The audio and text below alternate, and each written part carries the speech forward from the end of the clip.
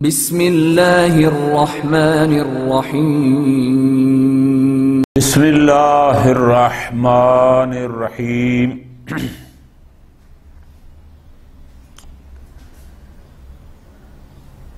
وبعد هذا يبقى أن نتساءل لما لا يصح جريان استصحاب الفرد المردد. نقول بات یہ چلی تھی شبہ آبائیہ کے بارے میں. کل اس کا شان نزول بتا دیا کہ اس شبہ کو شبہ آبائیہ کہتے کیوں ہیں. جناب مظفر رحمت اللہ علیہ نے فرمایا تھا کہ پہلے ہمیں یہ بحث کرنی ہوگی، یہ دیکھنا ہوگا کہ یہ شبہ آبائیہ موارد استصحاب کلی من القسم ثانی میں سے ہے یا موارد استصحاب فرد مردد میں سے ہے. تو کل انہوں نے یہ ضابطہ، یہ قاعدہ بیان فرما دیا کہ کون سا مورد کس کا ہوتا ہے. تو کل میں نے ایک سطر میں خلاصہ یہ کیا تھا کہ جہاں اثر شرعی خود کلی پر مترتب ہوتا ہے وہ موارد استصحاب کلی میں شمار ہوتا ہے، لیکن جہاں اثر شرعی ایک فرد خاص پر مترتب ہونا ہو نہ کہ کلی پر، وہ استصحاب فرد مردد میں سے شمار ہوتا ہے. یہ قانون ہو گیا. پھر کل آخری سطر میں وہ یہاں پہنچے تھے کہ استصحاب کلی قسم ثانی جائز ہے لیکن استصحاب فرد مردد جائز نہیں ہے. آج کا درس یہاں سے شروع کیا جا رہا ہے کہ آخر یہ استصحاب فرد مردد کیوں جائز نہیں ہے. بس آج اسی کیوں کے جواب پر اس اصول الفقہ کے چوتھے حصے کی بحث بحمد اللہ تعالی مکمل ہو جائے گی. ایک کیوں ہے اور اس کا جواب ہے. کیوں کس بارے میں ہے کہ استصحاب فرد مردد کیوں جائز نہیں، اور آگے ہے اس کا جواب. شیخ مظفر رحمت اللہ علیہ یہاں یہ بیان فرما رہے ہیں کہ اس میں بھی دو نظریے ہیں. یعنی اس پر تو اتفاق ہے کہ استصحاب فرد مردد جائز نہیں ہے. کیوں؟ اس لیے کہ یہاں ارکان استصحاب پورے نہیں ہیں، وہ مکمل نہیں ہیں. ٹھیک ہو گیا. کون سا رکن اس میں موجود نہیں ہے؟ اس میں دو نظریے ہیں.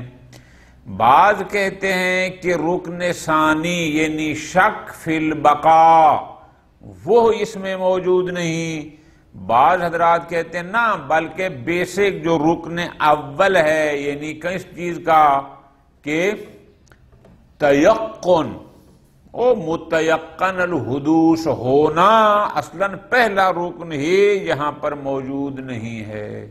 اس لیے کہ پہلا رکن تو یہ تھا کہ حدوث کا یقین ہو، اور پھر دوسرا رکن تھا کہ اس کی بقا میں شک ہو. تو بعض کہتے ہیں دوسرا رکن موجود نہیں، بعض کہتے ہیں پہلا رکن موجود نہیں. پوری توجہ. جو کہتے ہیں کہ دوسرا رکن استصحاب یعنی مشکوک البقا ہونا، شک فی البقا، وہ موجود نہیں. کیوں؟ وہ کہتے ہیں اس لیے، پوری توجہ میری جان، اس لیے کہ اس نے جب آبا کے ایک کونے کو پاک کر لیا ہے تو اب یہاں پر شک نہیں ہے. اس لیے کہ ایک کونے کے پاک ہونے کا یقین ہے اور ایک کونے کے نجس ہونے کا یقین ہے.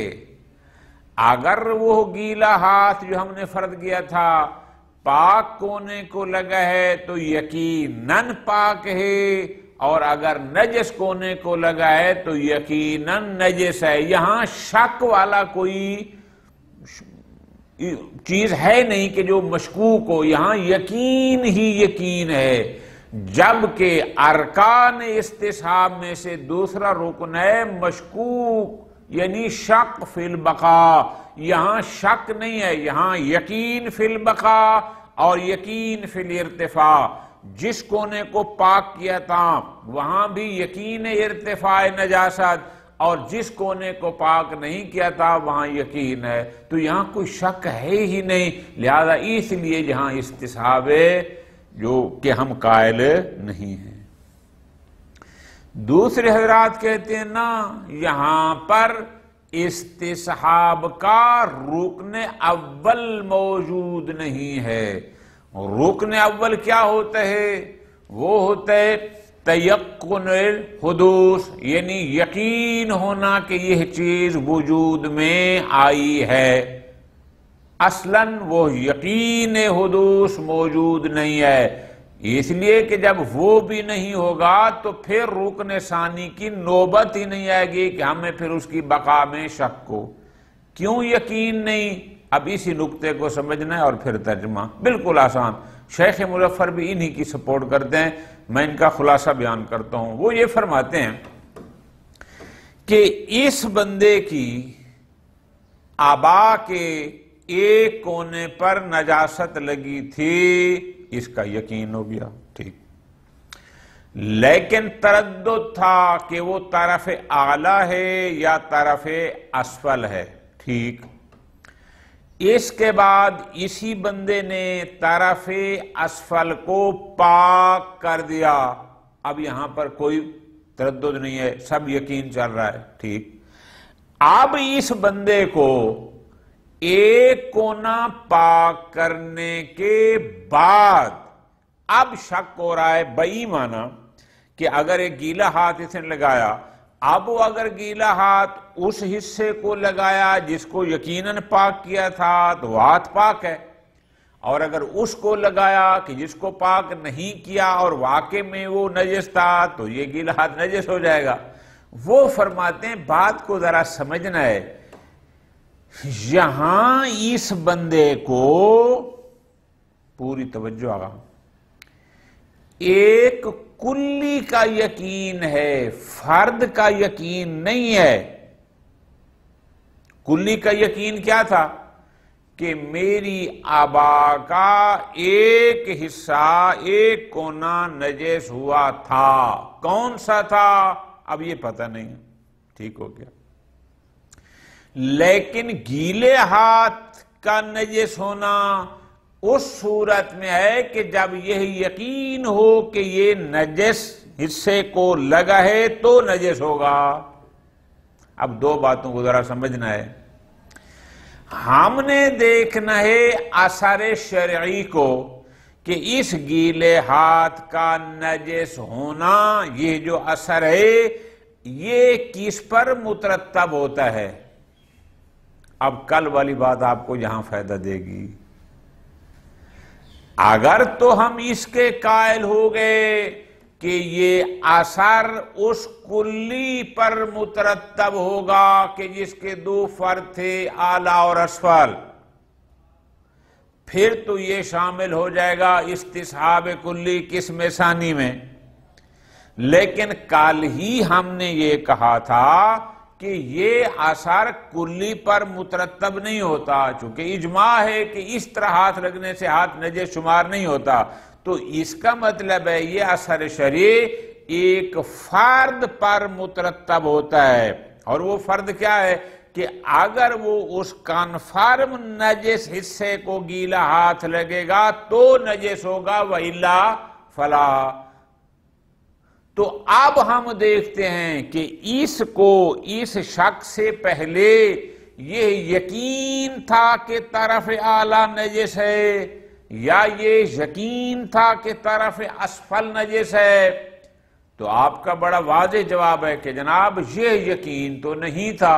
تو جب اس کو اس فرد کا یقین ہی نہیں تھا تو اس کا مطلب ہے ارکان استصحاب میں سے پہلا رکن ہی یقینی نہیں ہے، اور جب پہلا رکن ہی نہیں ہوگا تو شک فی البقاء کی نوبت بھی نہیں آئے گی۔ لہذا چونکہ یہاں ارکان استصحاب میں سے پہلا رکن وہ تھا حدوث کا یقین، یعنی یہ یقین کہ فرد اعلی طرف اعلی ہی نجس ہے فقط یا طرف اسفل ہی نجس ہے فقط، یہ یقین ہوتا تو جا کر اس پر اثر شرعی مترتب ہونا تھا، لیکن اس کا تو اس کو یقین ہی نہیں ہے، اس کو تو یقین ہے کلی کا، اور کلی پر یہاں اثر شرعی مترتب نہیں ہوتا، لہذا اس لحاظ سے وہ استصحاب کلی کے موارد میں شامل ہی نہیں ہوتا،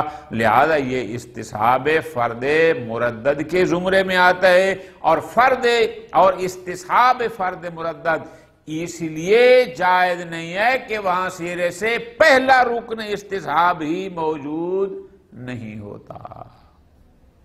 یہ تھا جان خلاصہ، باقی باتیں بہت ساری ہیں وہ ترجمے میں آ جائیں گی، اصل لکھنے والی چیز وہ یہی ہے کہ کیوں، آپ کو میں نے جواب دے دیا کیوں، اس لیے چونکہ اثر شرعی مترتب ہوتا تھا فرد پر، اور اس فرد کا علم بالحدوث نہیں ہے، اور جب علم بالحدوث نہیں ہے تو شک فی البقاء کی نوبت ہی نہیں آتی، لہذا اس لیے یہ استصحاب فرد مردد جائز نہیں ہے۔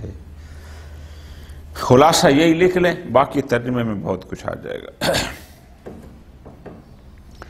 وَبَعْدَ هَذَا يَبْقَى أَن نَتَسَاءَلَ، اب ہم یہ سوال کرتے ہیں کہ جب آپ یہ کہہ چکے کہ شبہ ابائیہ استصحاب کلی قسم ثانی میں سے نہیں ہے بلکہ یہ استصحاب فرد مردد میں سے ہے، اور پھر یہ بات بھی ہو گئی کہ استصحاب فرد مردد جائز نہیں ہے، تو اب ہم یہ سوال کرتے ہیں لماذا لا یصح استصحاب الفرد المردد، جناب یہ استصحاب فرد مردد کیوں جائز نہیں ہے؟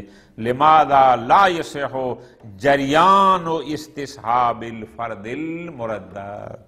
جواب، نقول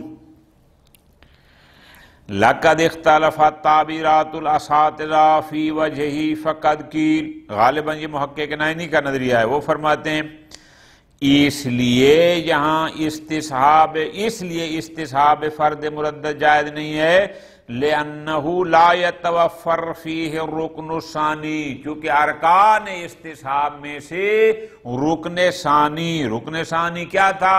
یعنی شک فی البقاء، وہ موجود نہیں ہے۔ وقیل، اور بعض حضرات یہ کہتے ہیں کہ نہیں، لا یتوفر الرکن الاول، نانا بلکہ ارکان استصحاب میں سے رکن اول یعنی یقین بالحدوث، اصلاً اس کے وجود کا یقین ہی نہیں ہے جائے کہ پھر نوبت شک فی البقاء پر پہنچے۔ ٹھیک ہو گیا جی؟ اما الوجہ الاول، جو حضرات کہتے ہیں کہ رکن ثانی موجود نہیں ہے، وہ یہ کہتے ہیں کہ ان الفرد بما لہ من الخصوصیہ، وہ فرد کہ جس میں خصوصیت یعنی طرف، یہ فرد ہے، خصوصیت یعنی اس کے ساتھ اعلیٰ یا اس کے ساتھ اسفل کی جب صفت آئے گی تو یہ فرد ہو جائے گا مخصوص، طرف اعلیٰ یا طرف افضل، طرف ہوگی کلی، اعلیٰ یا اسفل، یہ خصوصیت۔ اب غور کرنا، ان طرف فرد کہ وہ فرد بما لہ من الخصوصیہ، اس میں جو اعلیٰ یا اسفل والی خصوصیت ہے، مردد، وہ فرد من حیث الخصوصیہ مردد حسب الفرد، کیوں؟ اس لیے بینما ہوا مقطوع البنا و بینما ہوا مقطوع الارتفاع، اس لیے کہ جس طرف کو اس کا ہاتھ لگا ہے وہ مشکوک نہیں، وہ کنفرم ہے، وہ یقینی ہے۔ کیوں؟ اگر وہ اس کو لگا جس کو اس نے پاک کر دیا تھا وہ متیقن الارتفاع ہے کہ نجاست وہاں رہی نہیں ہے، لہذا شک کی گنجائش ہی نہیں ہے، اور اگر اس کو لگا جو یقیناً نجس تھا، جس کو اس نے پاک ہی نہیں کیا، تو وہ یقیناً نجس ہے، جب یقیناً نجس ہے تو اس کا مطلب وہاں شک کی گنجائش ہی یقین ہے دونوں صورتوں میں، یا نجس ہونے کا یا نجس نہ ہونے کا، شک کا صورت نہیں ہے۔ فلا شک فی بقاء الفرد الواقعی، اس فرد واقعی کی بقا میں کوئی شک نہیں ہے کہ الذی کان معلوم الحدوث، اور جس کے حدوث کا علم تھا، یقین تھا۔ کیوں؟ اس لیے کہ شک نہیں ہے، یا وہ مقتول بقا ہے کہ یقیناً وہ باقی ہے دار، یا وہ مقتول ارتفاع ہے کہ یقیناً وہ نجاست ظاہر ہو گئی۔ شک کی اصلاً کوئی گنجائش ہی، چونکہ اگر وہ فرد واقعی، توجہ میری جان، اگر وہ فرد واقعی طرف اسفل تھا تو پاک ہونے کے بعد کوئی شک ہی نہیں ہے، وہ مقتول ارتفاع ہو گیا، اور اگر وہ فرد واقعی طرف اعلیٰ تھا تو وہ مقطوع البقا ہے، شک کی کوئی گنجائش ہی نہیں ہے۔ لہذا وہ کہتے ہیں چونکہ اس میں رکن ثانی موجود نہیں ہے، لہذا اس لیے استصحاب فرد مردد جائز نہیں۔ وَأَمَّا الْوَجْهُ الثَّانِي، جو دوسرے بزرگان ہیں، شیخ مظفر فرماتے ہیں وَهُوَ الْأَصَحُّ، میرے نزدیک بھی انہی کا نظریہ صحیح ہے کہ کیوں استصحاب فرد مردد جائز نہیں ہے۔ وہ یہ کہتے ہیں کہ اصلاً ارکان استصحاب میں سے پہلا رکن ہی موجود نہیں ہے۔ اچھا جی، فَبَيَانُهُ، اب اس کو شروع کرتے ہیں۔ کیوں جی؟ وہ فرماتے ہیں، غور کرنا، ان الیقین بالحدوث، آپ کو جس حدوث کا یقین تھا وہ کہ ایک نجاست میری ابا پر لگی ہے، اس کی نجاست کا یقین تھا، اب یہ یقین بالحدوث، ان ارید بہ الیقین، ان ارید بہ یقین بحدوث الفرد، اگر آپ کی مراد یہ ہے کہ ایک طرف یقیناً نجس ہوئی، ما قطع النظر عن الخصوصیت المفردہ، مفردہ پڑھیں گے، مفردہ کا کلمہ ہے تو مفردہ کہتے ہیں کہ جس کے ساتھ کوئی اور کلمہ اس کے ساتھ نہ ہو، خصوصیت مفردہ یعنی اس کے ساتھ کوئی اور خصوصیت نہ ہو، بس وہی خصوصیت فردی۔ اگر آپ اس کی خصوصیت فردی سے ہٹ کر کہ وہ اعلیٰ ہے یا اسفل، اس طرف نہیں جاتے، کیوں؟ لِأَنَّهَا مَجْهُولَةٌ حَسْبَ الْفَرْدِ، کیونکہ فرض یہ ہے کہ ہمیں وہ اس کا علم نہیں ہے کہ وہ طرف اعلیٰ تھی یا اسفل تھی۔ اگر آپ کی مراد ایک ایسے فرد کا نجس ہونا کہ جو خصوصیت فردی سے ہٹ کرو، اعلیٰ اسفل کی صفت کی رعایت نہ ہو، فَالْيَقِينُ مَوْجُودٌ، تو پھر اس میں کوئی شک نہیں کہ وہاں یقین موجود ہے۔ وَلَكِنَّ الْمُتَيَقَّنَ، لیکن اس وقت متیقن کیا ہوگا؟ غور کرنا، فرد نہیں ہوگا بلکہ متیقن ہوگا، هو الکلی، اس وقت وہ متیقن الحدوث کلی ہوگی، کہ کیوں؟ الذی یصلح للانطباق علی کل من الفردین، اس لیے کہ اس میں صلاحیت ہے کہ وہ اعلیٰ پر بھی منطبق ہو سکے اور اسفل پر بھی۔ اس کو یقین ہے ایک طرف کے نجس ہونے کا، وہ طرف اعلیٰ پر بھی منطبق ہو سکتی ہے، اسفل پر بھی ہو سکتی ہے، تو اس کا مطلب متیقن کلی ہو گیا۔ خوب، ایک یہ ہوتا ہے۔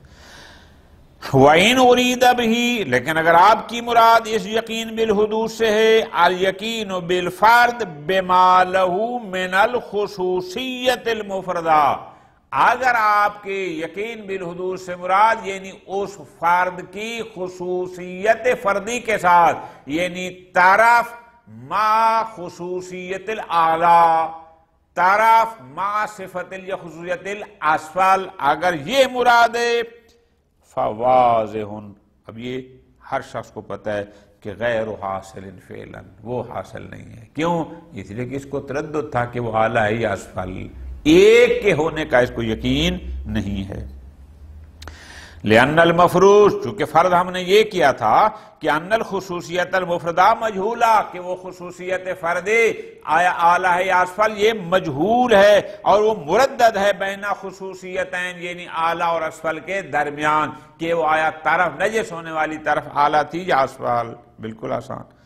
پس جب فرض یہ ہے کہ وہ خصوصیت مفردہ مجہول ہے اور مردد ہے، فَكَيْفَ تَكُونُ مُتَيَقِّنَةً فِي نَعْنِ الْحَالِ، تو یہ کیسے ہو سکتا ہے کہ ایک علم میں وہ مردد بھی ہو اور وہ یقین وہاں ہوتا ہے جہاں تردد نہ ہو؟ یہ کیسے ہے کہ آپ کو یقین بھی ہے اور آپ کو تردد بھی ہے؟ پس اِذِ الْمُرَدَّدْ بِمَا هُوَ مُرَدَّدْ، کیونکہ یہ بات طے شدہ ہے، یہ بات ہر کسی کو پتہ ہے کہ مردد کا مطلب کیا ہوتا ہے. فرماتے ہیں دل مردد بما ہوا مردد کا لا معنی لأن یکونا معلوما متعینا، مردد کا مطلب یہ ہوتا ہے کہ وہ معلوم متعین نہ ہو، جہاں تعین آ گیا وہاں تردد نہیں ہوتا. وَهَذَا خُلْفٌ محال، اور یہ خلاف فرد ہے اور یہ محال ہے. کیا کہ ہم ایک طرف کہیں کہ اس میں تردد ہے بین الاعلیٰ والاسفل، اور ایک طرف کہیں کہ یہ معلوم متعین ہے، نہ تعین اور تردد یہ جمع نہیں ہو سکتے. ہاں اب آپ کو ہم بتاتے ہیں انما المعلوم، جس بات کا ہمیں علم ہے نا وہ ہے القدر المشترک، قدر مشترک کا، کہ ایک طرف نجس ہوئی ہے، وہ طرف اعلیٰ پر بھی صادق آتی ہے، وہ طرف اسفل پر بھی صادق آتی ہے. اچھا ٹھیک ہو گیا جی. انما المعلوم هو القدر المشترک. اور آگے فرماتے ہیں بلکہ ایک قانون ہے، یہ آپ علیحدہ سے لکھ لیں، علم اجمالی کو اجمالی کہتے کیوں ہیں؟ علم اس کا معنی تو یقین ہوتا ہے، جب یقین ہے تو پھر اس کو اجمالی کیوں کہتے ہیں؟ یہ ایک سوال ہے، اس کو علیحدہ سے لکھنا ہے کہ علم اجمالی کو اجمالی کہتے کیوں ہیں. اس سطر کا، اس سوال کا جواب یہ 2 سطروں میں شیخ مظفر نے دیا ہے، اس کو علیحدہ لکھیں. فرماتے ہیں ان کل علم اجمالی، جواب ہر علم اجمالی میں علم بھی ہوتا ہے اور جہل بھی ہوتا ہے، وہ مؤلف ہوتا ہے. علم اجمالی مرکب ہوتا ہے علم اور جہالت سے. پھر آپ کا سوال اور بڑھ جائے گا، علم اور جہالت یہ کیسے جمع ہو سکتے ہیں؟ پھر اس کا جواب فرماتے ہیں متعلق العلم هو القدر المشترک، جس چیز کا علم ہوتا ہے وہ ہے قدر جامع کا، وہ ہے کلی کا. ومتعلق الجہل، اور جس کی جہالت ہوتی ہے وہ ہوتی ہے اس کی خصوصیات. بعین ہی ہمارے شعبہ میں ہمیں علم ہے کہ ابا کی ایک طرف نجس ہوئی، اب یہ علم ہے. پھر جہالت کس کی ہے؟ جہالت ہے اس طرف کی خصوصیات کی کہ آیا وہ اعلیٰ تھی یا اسفل تھی. چونکہ خصوصیت کا علم نہیں تھا، جہالت تھی، اس بنیاد پر ہم کہتے ہیں کہ یہ علم اجمالی ہے، یعنی کلی کا علم ہے اور فرد مع خصوصیت ہی اس میں تردد ہے اور جہالت ہے کہ کون سا فرد تھا. وَإِلَّا فَلَا مَعْنَ لِلْإِجْمَالِ فِي الْعِلْمِ، ورنہ اگر ہم اس علم اجمالی کو مرکب من العلم والجہل اور یوں قرار نہ دیں کہ علم ہوتا ہے قدر جامع کا اور جہالت ہوتی ہے اس کے فرد کی خصوصیات کی، ورنہ آپ علم کو اجمال کہہ نہیں سکتے، کیونکہ علم کا مطلب ہوتا ہے یقین، انکشاف، اور جہاں یقین اور انکشاف ہو وہاں جہالت ہوتی نہیں ہے. خوب پس انما سمی بالعلم الاجمالی، لہذا علم کو علم اجمالی بسا اوقات اس لیے علم اجمالی کو علم اجمالی کہتے ہیں لانضمام الجہل بالخصوصیات، چونکہ اس کی خصوصیات سے ہم لوگ جاہل ہوتے ہیں، اس کا علم اور یقین نہیں ہوتا. اس جہل بالخصوصیات کو ملاتے ہیں علم بالجامع کے ساتھ، علم بالقدر مشترک کے ساتھ، اور آسان کریں گے کہ ہمیں کلی کا علم ہوتا ہے لیکن اس کی خصوصیات فردیہ کی جہالت ہوتی ہے، تو اس لحاظ سے ہم کہتے ہیں کہ علم اجمالی. عام مثالیں 2 گلاس پڑے تھے، ہمیں علم تھا ایک نجس ہے، لیکن جہالت تھی کہ وہ دائیں والا نجس ہے یا بائیں والا، وہاں جہالت تھی خصوصیات فردیہ کی، اور علم تھا کلی کا۔ خوب ختم ہوئی بات۔ اب شیخ مظفر آپ نے اپنی اصل بات پر فرماتے ہیں بنا بنی فَإِنَّمَا هُوَ الْمُتَيَقَّنُ، اب جس چیز کا ہمیں یقین تھا وہ یقین تو تھا کلی کا کہ ایک طرف نجس ہوئی ہے، لیکن لا فائدۃ فی استصحاب، کلی کا استصحاب کر نہیں سکتے، چونکہ بار بار ہم کہہ چکے ہیں کلی استصحاب اس وقت کیا جاتا ہے جب مستصحب پر کوئی اثر شرعی مترتب ہونا ہو، یہاں کلی پر کوئی اثر شرعی مترتب نہیں ہوتا۔ فلا فائدۃ فی استصحاب، لیکن اس کلی کے استصحاب کا کوئی فائدہ نہیں ہے، کیوں؟ لغرض ترتیب اثر الفرد بخصوص ہی، کہ ہم استصحاب تو کریں کلی کا لیکن اثر وہ مترتب کریں جو ایک فرد پر ما خصوصیت ہی ہونا ہے، نہ افراد پر آثار کا مترتب ہونا اور ہوتا ہے، کلی پر آثار کا مترتب ہونا اور ہوتا ہے۔ اور آگے فرماتے ہیں جس چیز کا یقین ہے اس کا استصحاب کر نہیں سکتے، وَمَا لَهُ الْأَثَرُ الْمُرَادَةُ، اور جس پر اثر نے مترتب ہونا ہے، اور جو ہمارا مراد ہے کہ اس پر اثر مترتب ہونا چاہیے، غیر متیقن، وہ ہو یقینی نہیں ہے، اس کا ہمیں یقین نہیں ہے، بل ہوا مجہول، بلکہ وہ مجہول ہے اور مردد ہے بین الخصوصیتین۔ لطف لینے آگا، جس چیز کا یقین ہے اس کا استصحاب کر نہیں سکتے، اور جس کا استصحاب کر سکتے ہیں اس کا یقین نہیں ہے، تو جب یقین ہی نہیں ہے استصحاب کیسے کریں گے؟ بس فلا يتحقق استصحاب الفرد المردد رکن الیقین بالحالت سابقہ، لہذا استصحاب فرد مردد میں ارکان استصحاب میں سے پہلا رکن کیا؟ یعنی یقین بالحالت سابقہ، پہلا رکن ہی موجود نہیں ہے۔ تو جب نہیں ہے نہیں ہوگا۔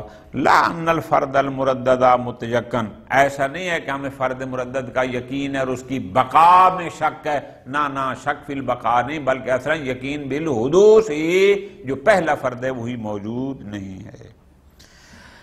والوجہ الاصح هو الثانی، میرے نزدیک بھی جو حضرات یہ کہتے ہیں کہ استصحاب فرد مردد اس لیے جائز نہیں ہوتا کہ اس میں ارکان استصحاب میں سے پہلا رکن ہی موجود نہیں ہوتا، میرے نزدیک بھی یہی نظریہ صحیح ہے۔ ختم۔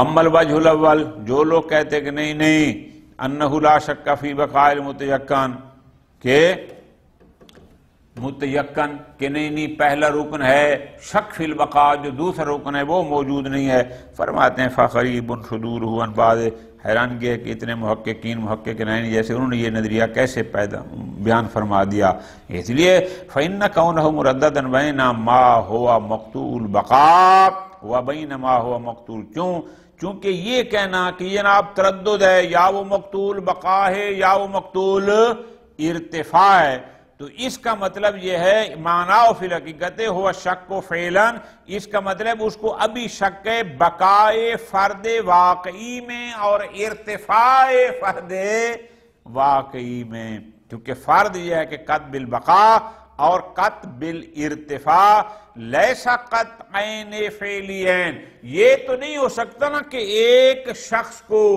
ایک ہی لمحے میں ایک ہی چیز کی قط بالبقاء بھی ہو اور قط بالارتفاع بھی ہو، نا میرا بھائی، اگر قط بالبقاء ہے تو قط بالارتفاع نہیں، فعلاً یعنی ایک ہی چاہے کہ ایک ہی لمحے میں، فعلاً سے مراد یہ ہو گیا، ایسا نہیں ہوتا۔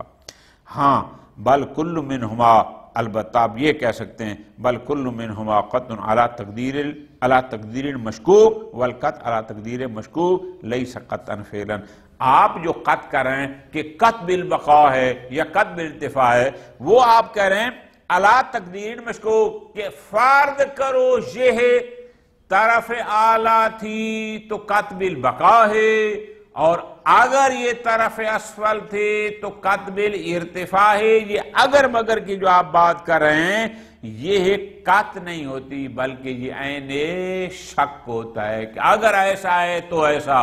یہ جو آپ کہتے ہیں نا اگر ایسا ہے تو ایسا، یہ یقین نہیں، یہ شک ہے۔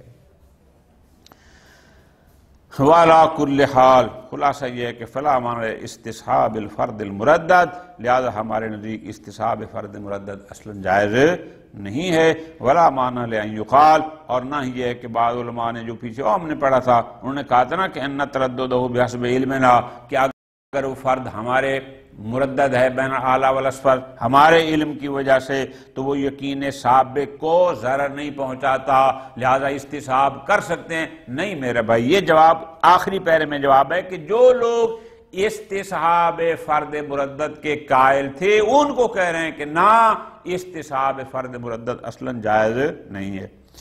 اور فرماتے ہیں کیف یکون ترددہ بحسب علمنا لا یضر بالیقین، یہ آپ کیسے کہتے ہیں کہ فرد میں تردد ہے چونکہ ہمیں علم نہیں ہے، اور وہ تردد وہ سابق یقین کے لیے مضر نہیں ہے، یہ آپ کیسے کہہ رہے ہیں؟ فرماتے ہیں اس لیے یقین کا مطلب کیا ہوتا ہے؟ یعنی علم۔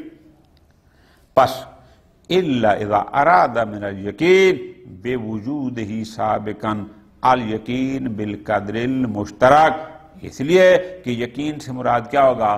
قدر مشترک کا یقین اور فرد میں تردد، ہم نے بھی کہا۔ پس فالیقین متعلق بالشیء، لہذا متعلق یقین کلی ہے اور متعلق تردد شیء آخر وہ فرد ہے۔ یقین اور تردد کے متعلق بھی مختلف ہیں، جب مختلف ہیں فَيَتَوَفَّرْ رُكْنَ الْاسْتِصْحَابِ، لہٰذا ہم کہہ سکتے ہیں کہ اگر ہم کلی کا استصحاب کرنا چاہیں اس میں ارکان استصحاب پورے ہیں، لیکن اگر آپ فرد کا استصحاب کرنا چاہیں اس کے ارکان پورے نہیں ہیں۔ پس فما ہوا متیقن، جس کا یقین ہے وہاں اس کا استصحاب کر نہیں سکتے، اور جس کا استصحاب کرنا چاہتے ہیں وہ متیقن نہیں ہے۔ یہاں پر اصول چہارم مکمل ہو گئی۔ اللہ تبارک و تعالی ہمیں توفیق عنایت فرمائے کہ ہم مزید بھی خدمت دین کر سکیں۔ وصلی اللہ علی محمد وآل محمد۔